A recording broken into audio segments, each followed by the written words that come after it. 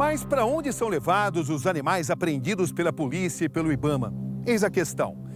E será que esses bichos, vítimas de tráfico, podem voltar à natureza? Todos os dias elas passeiam pelo pátio dos Setas, o centro de triagem de animais silvestres em Vitória da Conquista, na Bahia. É do sol que as cobras tiram energia. Normalmente elas chegam aqui em condições, não estão machucadas. Então a gente só faz devolver à natureza, mas quando estão feridas, a gente contém, né, da maneira correta, né, e coloca remédio, medica através de injeções, não segura por muito tempo. Esta é uma cascavel, uma cobra peçonhenta. No centro estão mais 3 iguais a ela. E ainda 3 jiboias, que matam não pelo veneno, mas porque apertam a presa. A maior parte delas foi resgatada de cativeiros. Foram vítimas de traficantes. Assim como o macaco prego. As pessoas começam a criar quando novinho, acham muito bonitinho, né, sensível, daí a pouco o animal começa a ficar agressivo, eles não podem mais criar. Ou então, pelas denúncias que existem, os órgãos ambientais vão lá e apreendem o animal e chega até aqui. No caso dele, ainda foi atacado aqui por um macaco que vive solto na reserva florestal vizinha. Gravemente ferido, precisou ter a mão amputada. Os veterinários dizem que se fosse solto, a deficiência reduziria as chances de sobrevivência na disputa por território lá fora. As onças pardas chegaram a 6 meses. Um macho e uma fêmea, irmãos e órfãos. A mãe dessas duas oncinhas foi abatida numa região aqui próxima da Caatinga, né, por fazendeiros, porque estavam pegando os animais domésticos, e elas acabaram vindo para cá, filhotinho ainda, tomando mamadeira, e agora já estão desse porte. Hoje, com 9 meses, as 2 onças têm metade do tamanho de uma adulta, mas é improvável que voltem para a floresta.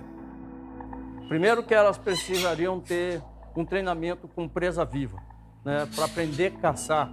Né, e nós não temos condições de estar no centro de triagem e estar fazendo esse tipo de treinamento. Elas seriam facilmente caçadas como a mãe foi. Então, a destinação desses animais aqui deverá ser zoológico ou um parque zoobotânico. Entre as araras, as vermelhas são as mais cobiçadas pelo tráfico, por causa da plumagem e da raridade. É aquela coisa da lei de oferta e procura. Quanto mais se procura, mais o preço cresce, né?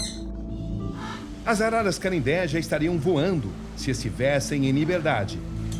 Mas só agora estão aprendendo a bater as asas. Esses animais não foram treinados para o voo porque eles ficaram incapacitados de fazer longa distância.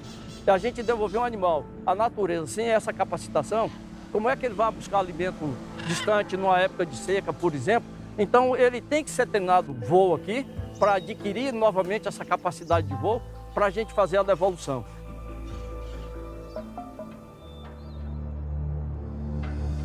O Centro de Recuperação de Animais Silvestres, instalado no Parque Ecológico do Tietê, em São Paulo, recebe em média 12 mil animais por ano.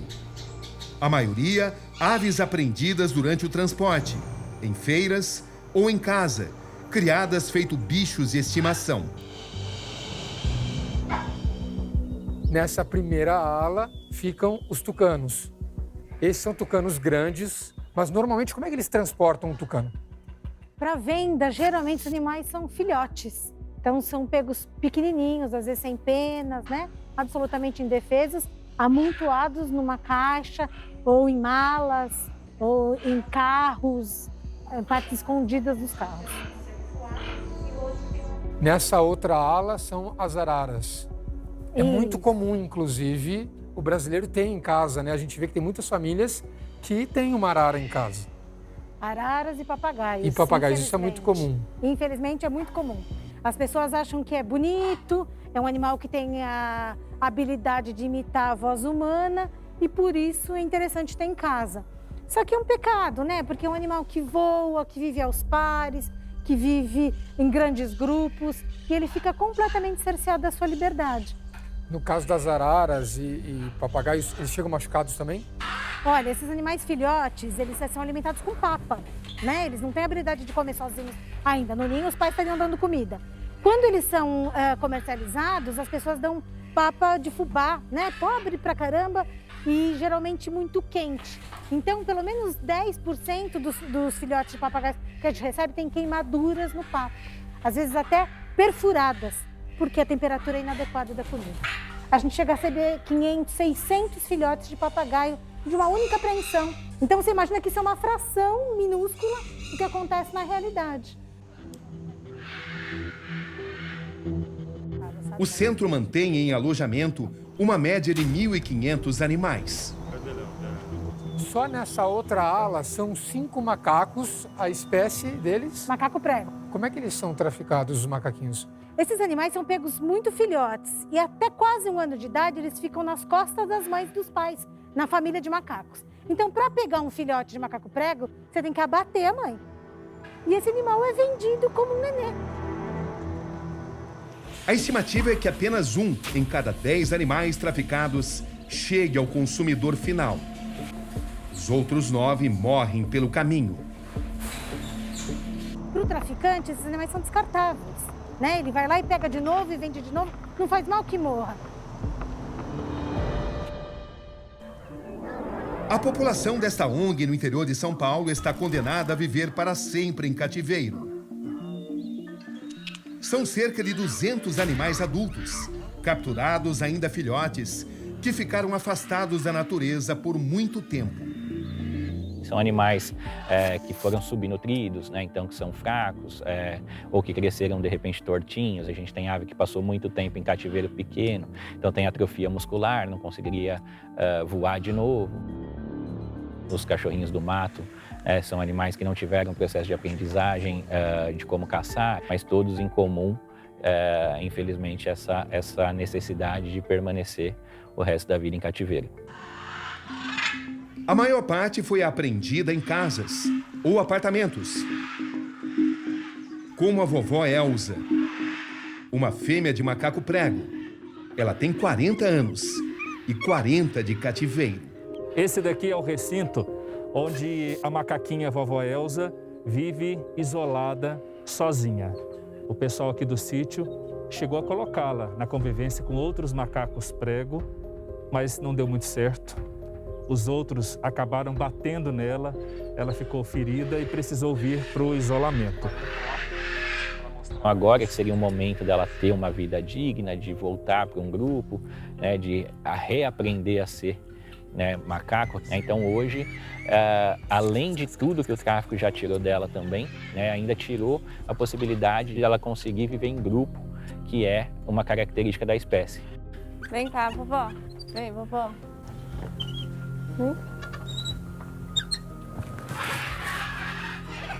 Ela adora larvas.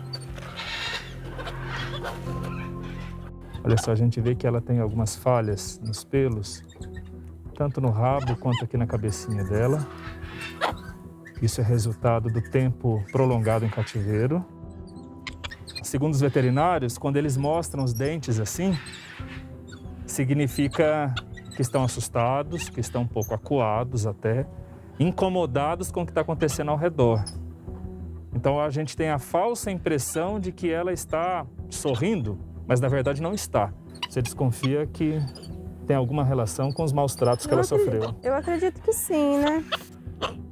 Porque é só com homens, né, que ela fica mais assim. Com mulheres, ela, tipo, no começo ela até fica um pouquinho assim com dificuldade, mas acaba indo, né? Depois que ela toma confiança. Mas homem, ela dificilmente ela vai. Muitas pessoas têm um animal ilegal, às vezes por desconhecimento ou herdodomatia. Está previsto, né, nas normas regulatórias, a pessoa que faz a entrega voluntária, ela não sofre sanção, então você não precisa ter medo. Entregar preferencialmente para um centro de triagem e reabilitação de animais silvestres. E o melhor é isso, dependendo do caso, pode até vir a ser solto. Esta arara vermelha, que vive no interior de São Paulo, é um exemplo da crueldade que envolve o tráfico de animais. Ela se chama Dodó e sofreu uma brutalidade extrema.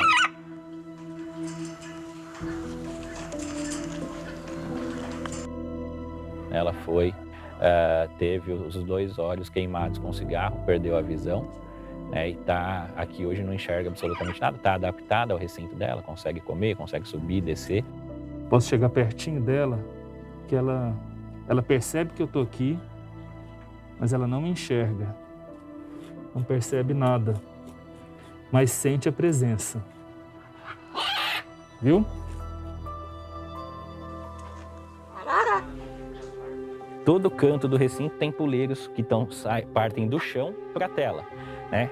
Porque ela tende a ir procurando um local de apoio. Então ela acha esses puleiros e através dos puleiros ela sobe. A mesma coisa a alimentação. A alimentação ela é sempre fornecida no mesmo local.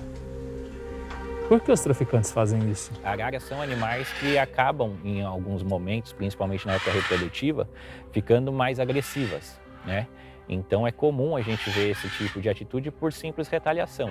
É uma bicada que foi tomar, né? Uma investida que o animal deu. A sociedade ela olha para o tráfico de animais silvestres apenas com uma condição, com um olhar de pena, de piedade, de dó. Então, essa visão no Brasil ela precisa começar a mudar e não é somente um crime contra o indivíduo, o crime de sofrimento, de maus tratos, é um crime contra a humanidade pela perda, pela agressão ao planeta que se dá. Quem abriga animais assim tenta devolver a eles o mínimo de dignidade, espaços amplos, alimentação cuidadosa e o carinho que faltou lá fora. É isso que as pessoas que compram esses animais têm que compreender. Se ela gosta de um bicho, ela tem que gostar dele no ambiente dele, no lugar dele, não na mão dela. Na mão dele ele está sofrendo. Ele não tem nada do que ele precisa, não vai comer exatamente o que ele gosta, não vai viver nas condições que ele precisa, não vai ter um parceiro para reprodução. Então, gostar de um bicho é respeitar a individualidade e a biologia dele, lá no lugar onde ele vive.